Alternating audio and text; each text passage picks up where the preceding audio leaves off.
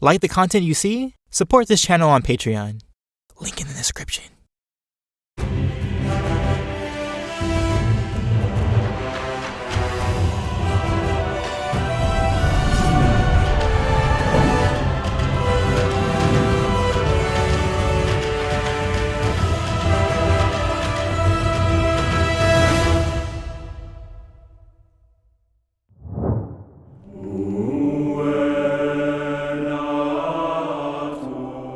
For centuries, there was conflict between the Jedi and the Sith. The difference between giving oneself to its will or imposing one's control over it. These codes would color each faction, a code of peace and power. Each generation birthed new followers, new Jedi Padawans and Sith apprentices, and the fight between light and dark continued in an endless conflict. When gone am I, the last of the Jedi will you be? Deep in the Outer Rim, in the sector of Sub-Terrell, a pair of twins were born in secret. A girl named Leia, and a boy named Luke Skywalker. For years, under the watchful eye of Obi-Wan Kenobi, Luke would remain in hiding with his aunt and uncle on the desolate planet of Tatooine. Skywalker craved for adventure, a life amongst the stars. On one such day, he came across two droids named R2-D2 and C-3PO. The droids carried a message from a princess in distress, Leia Organa of Alderaan. The message would fling Skywalker into the adventure he always wanted, joining the Rebel Alliance and fighting against the evil Empire. He climbed through their ranks quickly, becoming a commander in less than 3 years. Without a Jedi Master, Luke was almost entirely self-taught, though he did encounter those who would challenge him and help him grow, such as Sarko, the Game Master, Ben Kenobi's Journal, and others. And while Luke was hungry for knowledge, his true training did not start until the ghost of Obi-Wan advised him to travel to Dagobah. Here, Luke received training from the Jedi's greatest instructor, Master Yoda, where he learned valuable lessons about the dark side of the Force.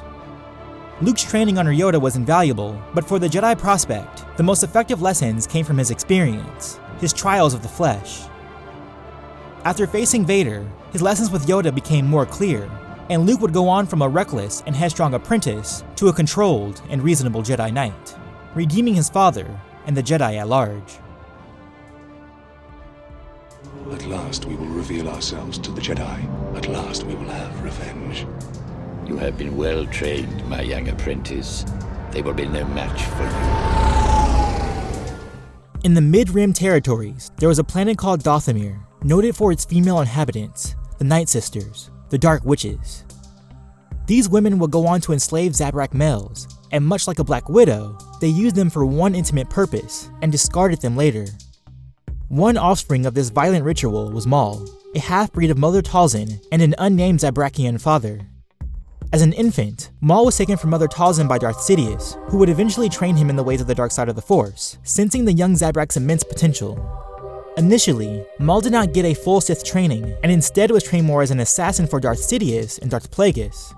But after the assassination of Plagueis and Maul's extensive training under Sidious, he was finally recognized as a Sith Lord, acquiring the title of Darth. Darth Maul became the first Sith to expose himself after a millennia, fighting against Jedi Knight and Master, Obi-Wan Kenobi and Qui-Gon Jinn, though he would be defeated by the former. While he ultimately failed to destroy both Jedi, the message was clear. The Sith were back, just as strong as before, and they were out for Jedi blood.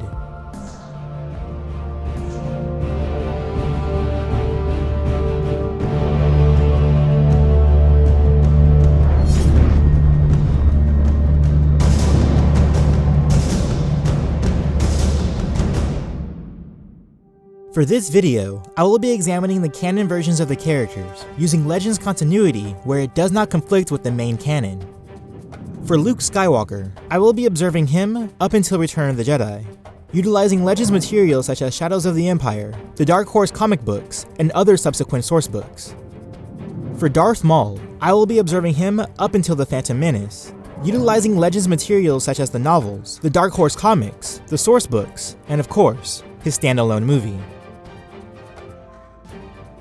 Luke Skywalker had a pretty standard build for a human male, though he was a fair bit shorter than his father. Even so, his agility was comparable to Anakin, and he had just as much strength, if not more. Skywalker kept himself in good shape, but his intense training with Yoda would set him up for success, learning how to augment his physical attributes with the Force. This would include his increased endurance, as displayed in Weapon of a Jedi, as well as his quick reflexes and mounting strength, as indicated in Return of the Jedi. Maul was crafted into a weapon from birth. As a child, Maul was put through what was essentially Sith boot camp, to the point where Maul was doing one-handed push-ups and sit-ups at the age of 3. This was all coupled with his natural Zabrak biology, a species noted for their pain tolerance and their 2 hearts. And after a grueling, month-long test on Mustafar, Sidious finally recognized Maul as a Sith Lord, an assassin worthy to reveal himself to the Jedi. Luke's endurance training with Yoda was perhaps his most invaluable asset. Near the end of his training, he was able to hold a handstand for hours, and that's not even accounting for Luke having to balance Yoda on his heels while levitating several objects.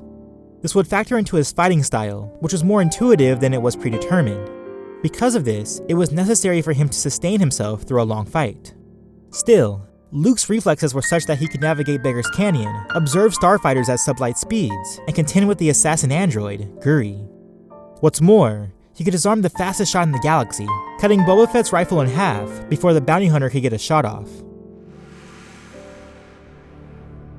I would liken Maul's style and physique to that of Bruce Lee, deceptively fast, but still packing a stinging punch. Perhaps Maul's greatest attribute was his dexterity.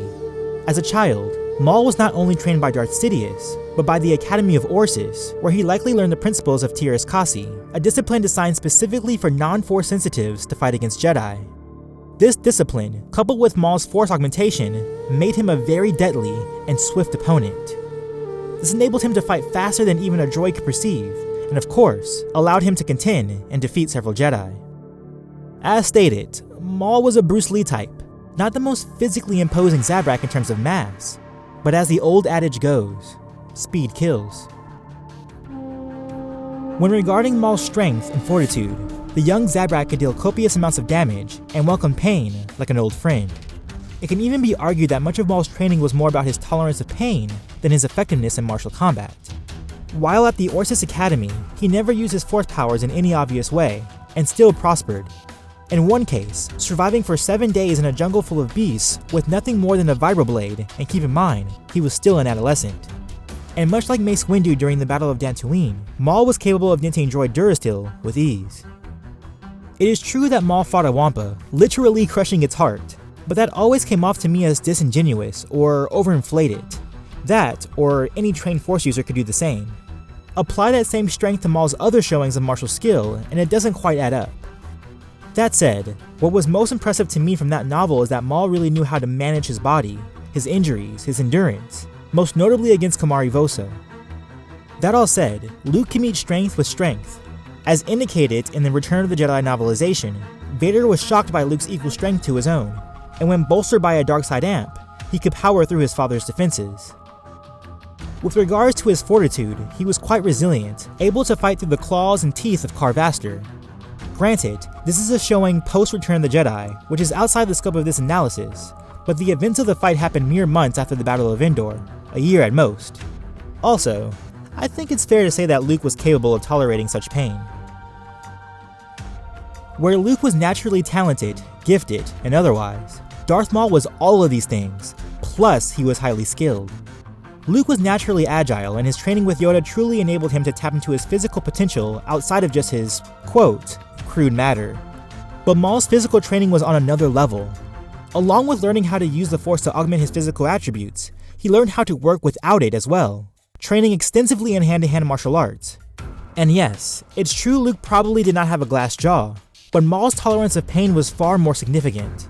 Not just because he was a Zabrak, though that definitely factors into it, but as a Sith apprentice, it was part of his daily routine. It was part of his blood. All things considered, the physical verdict is rather conclusive. Darth Maul gets the edge for his physical abilities.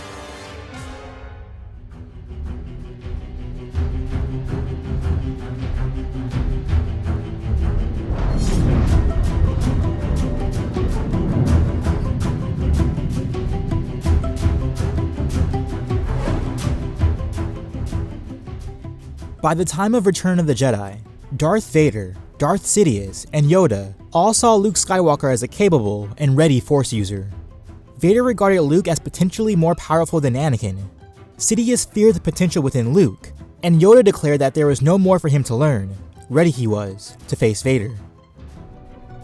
Initially, Mother Talzin was promised to be the next apprentice of Darth Sidious, but when the Sith Lord encountered the young Maul, sensing his enormous potential in the Force, he broke that promise.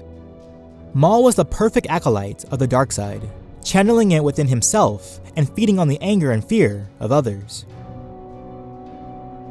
Though Luke has never showcased the same power as his father, he did have a bit more understanding of the Force.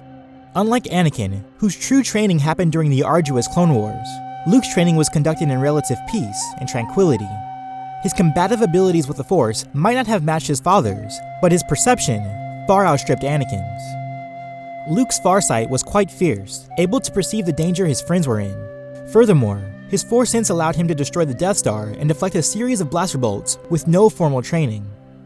It was Yoda's training that helped Luke gather a more complete understanding of the Force. As Yoda would advise, Luke used the Force for knowledge and defense, not attack. Luke had control of his rage. Luke had trust in the Force, a trust Anakin never truly attained. Luke's strength came from his ability to redirect and incapacitate. A Sith like Maul may abuse something like Force Choke, but Luke finds a way to use the Force with respect. This is highlighted most in his showings in Shattered Empire, where he easily deflected blaster fire and force-pushed stormtroopers away. Not to mention, he was able to catch and redirect a set of thermal detonators before they blew, but never outright killing anyone he did not have to. Where Luke had a natural affinity with farsight and Force sense, Maul's power with the dark side manifested most with his cloaking abilities. As a Sith assassin from the start, this would be one of his key powers, and as a Sith Lord, it became all the more important, hiding himself from mercenaries and the Jedi alike. Combatively, I must admit, I have previously undervalued Maul. It is true that he leaned more to the physical aspects of combat, but throughout the lore, even within the scope of the Phantom Menace novelization, he used the Force freely when he saw fit. In fact, Darth Maul's use of the Force is more akin to Darth Vader than, say, Savage Opress. During the events of Darth Maul's Shadowhunter, he telekinetically pushed a bundle of tools at Darsha Asant, all while applying a Tyrus Kasi moveset. And when he fought Obi-Wan Kenobi on Theed, the midpoint of their fight included a battle of the Force, throwing heavy objects at each other. Still, one can rightly say the second example is in conflict with the movie canon. But even if looking at the duel in the context of the movie fight, Maul makes more use of the Force than either Jedi opponent. But in a combative sense, there was more to the Force than Force pushes. Luke was naturally talented with his defensive efforts, notably his untrained abilities with deflection, able to throw up an active Force wall against Vader during their fight on Bespin. Additionally, he was able to momentarily deflect Emperor Palpatine's Force lightning before succumbing to the Dark Lord's power. Pretty significant, considering Luke's lack of training and Palpatine's raw and practiced power. These showings play into Luke's natural affinity with the Force, especially that of the light side. Maul doesn't have many defensive showings with the Force, not because his Force wall was penetrated, but he never had to use them in any source preceding the Phantom Menace. So, I'll have to dive into the realm of speculation. While it is likely that Maul's passive Force wall was not his strongest ability, it is reasonable to say, considering that his whole life was built around killing Jedi, he would, at the very least, have a moderate Force defense. Comparing the Force abilities of Luke Skywalker and Darth Maul are interesting because there is a lot to consider. Neither used the Force combatively as a primary tactic, yet both were naturally gifted with the Force. Luke being the son of the Chosen One, a man said to have the highest potential in the Force, even greater than Yoda. Maul being the son of Mother Talzin, a woman who was, arguably, a rival to the greatest Sith Lord of the time. It stands to reason that Luke would have more defensive showings with the Force, versus Maul, who has more offensive showings. Luke's ability was such that he could levitate himself, a rare power attributed to the great Force users like Count Dooku. And while untrained, Luke was still able to contend with those of far more experience with the Force. It may also be worth mentioning Maul's inability to use Force Lightning, an ability usually attributed to the great Sith Lords. Again, this may play into the fact that Maul was primarily a physical being, not interested in such advanced powers. One could argue that it could reflect a more simplistic use of the Force. Even if this is so, Luke doesn't have much that would surprise Maul in a combative sense. There may be a case of Luke's potential manifesting some sort of advantage, but it would not derive from skill and experience, but rather a natural reaction, which is circumstantial, not concrete. Maul, by contrast, has shown a more consistent ability to use his Force abilities to his advantage, by way of skill. Ultimately, I find arguments on both sides of the coin, and I really don't see a decisive edge to either opponent. On top of that, I find it very unlikely for this matchup to end by way of the Force. Instead, as Count Dooku would say, "It is obvious that this contest cannot be decided by our knowledge of the Force, but by our skills with a lightsaber."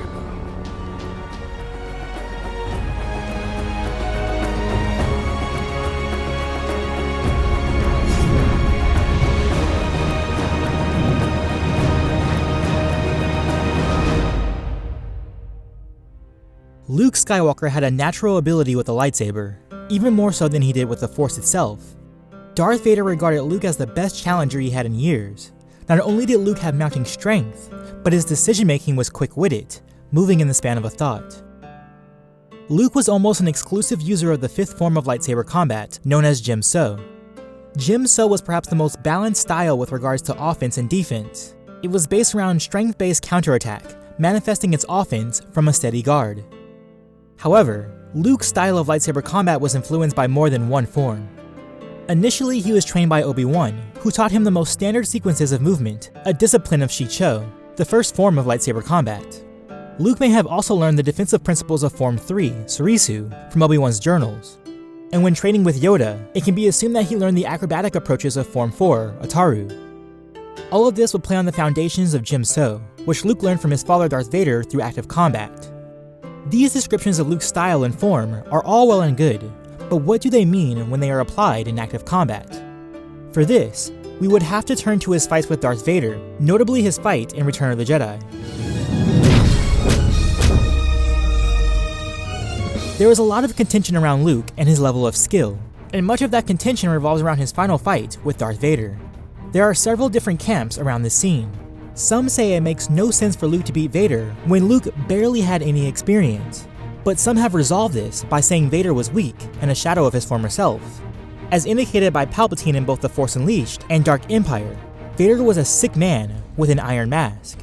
And as George Lucas would say, the Jedi of old were the prime, while Ben Kenobi and Vader were remnants. Some say Luke beat Vader because Vader was holding back, conflicted with the light and the dark. This is indicated by Luke's dialogue in Return of the Jedi. Your thoughts betray you, Father. I feel the good in you, the conflict. As well as the Force Awakens novelization, where Supreme Leader Snoke recounts Vader's ultimate failure deriving from sentiment. And some say Luke beat Vader because he truly was more skilled and powerful, and that Vader was not holding back and was fighting at full capacity. This is displayed in the Return of the Jedi novelization in the comic. All in all, as it sometimes happens in multimedia fiction, it's really based on one's perception, and my perception, my outlook on Luke, was that he was skilled, truly a wonder if a Jedi Master of old saw him fight. But he did lack experience, and some of his victory against Vader came by way of sentiment, as described by Snoke. So yes, Luke is talented, yet not entirely masterful.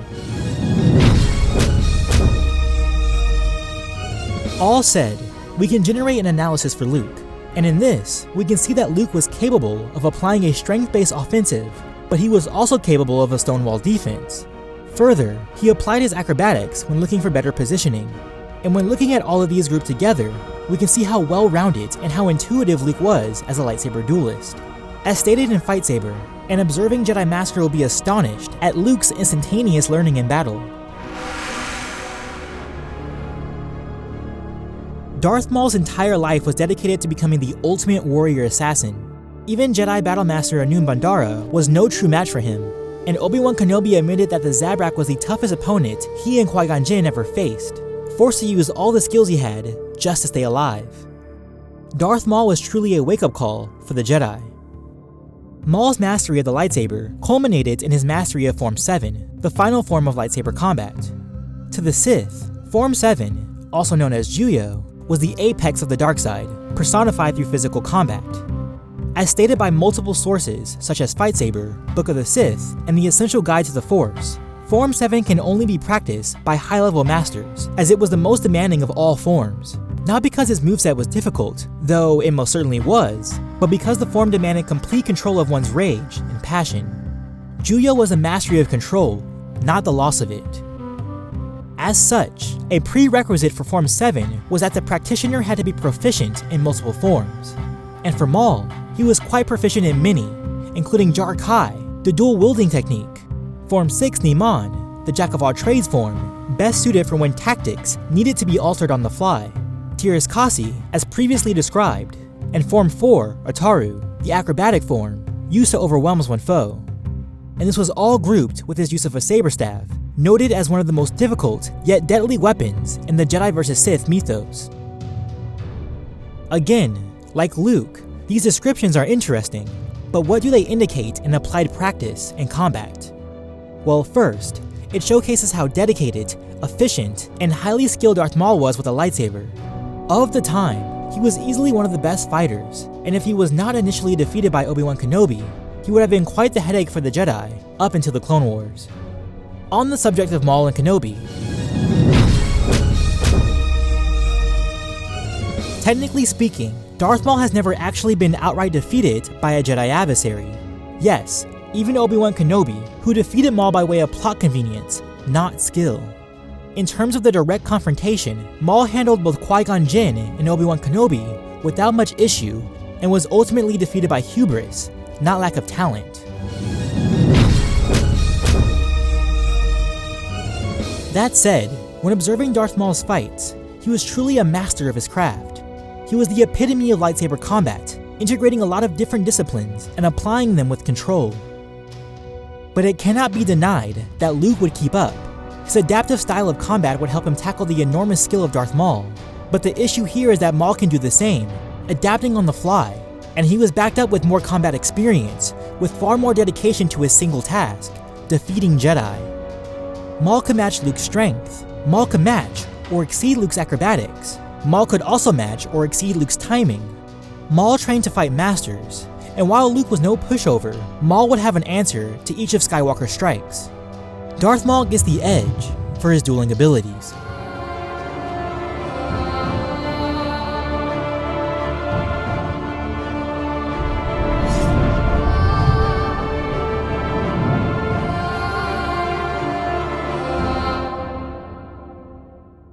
Luke Skywalker and Darth Maul are and were the future of their respective orders.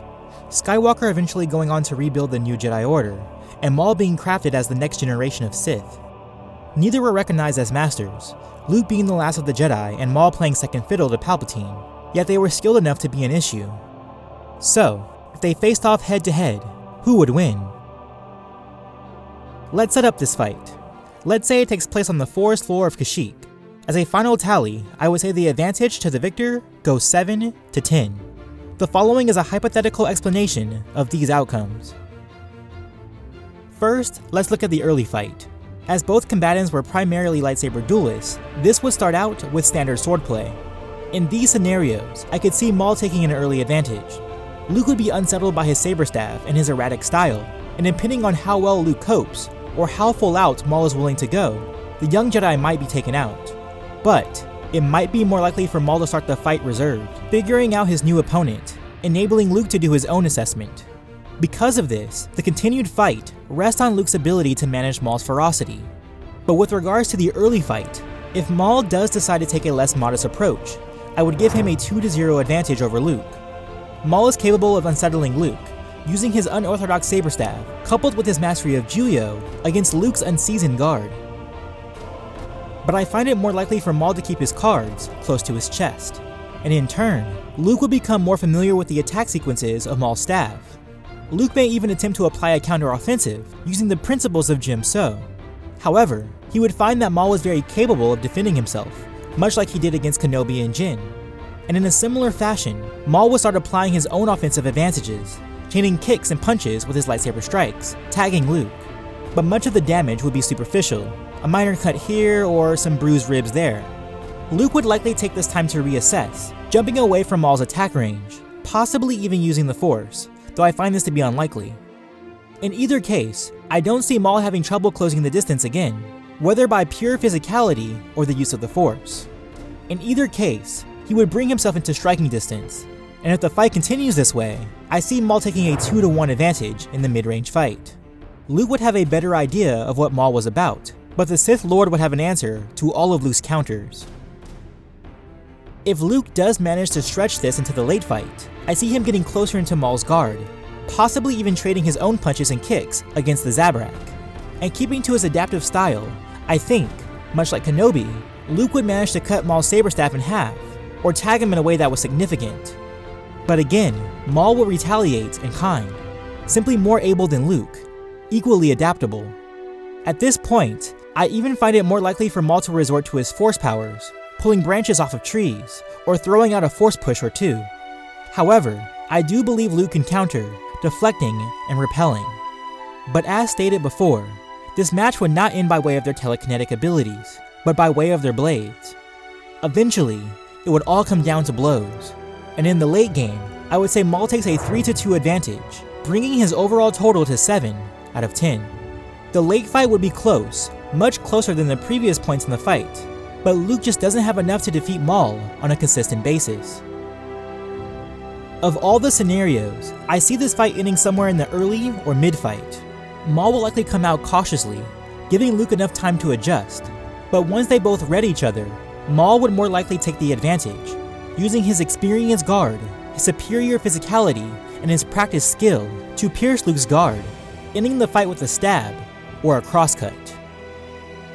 And thus, if I were a betting man, my wager will be on Darth Maul, the Sith Lord, the warrior assassin, as the victor.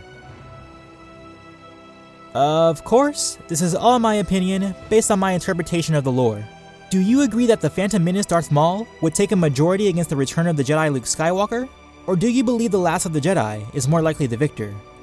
Let me know in the comments below, and of course, peace, love, and may the Force be with you, always. I really wanted to show how deadly the weapon could be. So Physically, they were nearly matched, each comparable in their combative speed and strength. Of the dark side. Like this guy, what is he doing? Stop shooting at me. I'm a lightsaber wielding foe. Don't shoot.